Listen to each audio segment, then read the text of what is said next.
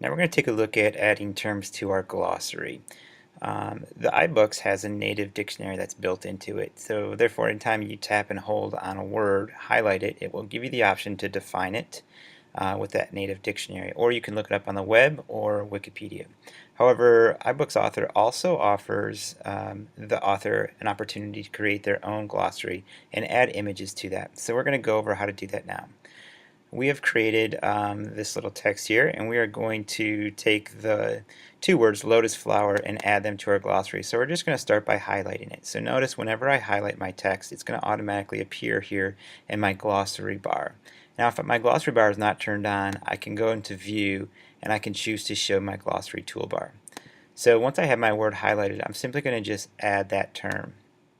Once it's added, you're going to see that that's linked and it's emphasized. So now in my book pane bar, I'm going to go up here to my glossary, and you're going to see that lotus flower is added to my glossary. However, there's no definition. I'm going to define that.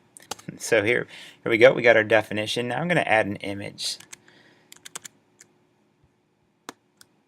So I got this beautiful image from morguefile.com, which is a public domain, so I don't have to attribute anything here. So I'm just going to set this flower in here, this image I should say.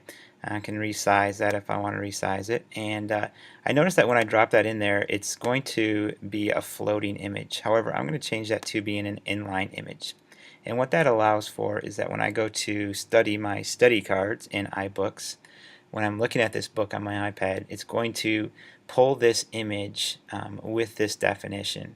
And that goes for the same thing is true actually when I'm back on this page here, and if I'm reading this page and I come across the word lotus flower and I want to highlight it and define it right there, when I press and hold on lotus flower, it's actually going to show the definition along with the image. So that's a nice little interactive feature, but your image needs to be set for inline.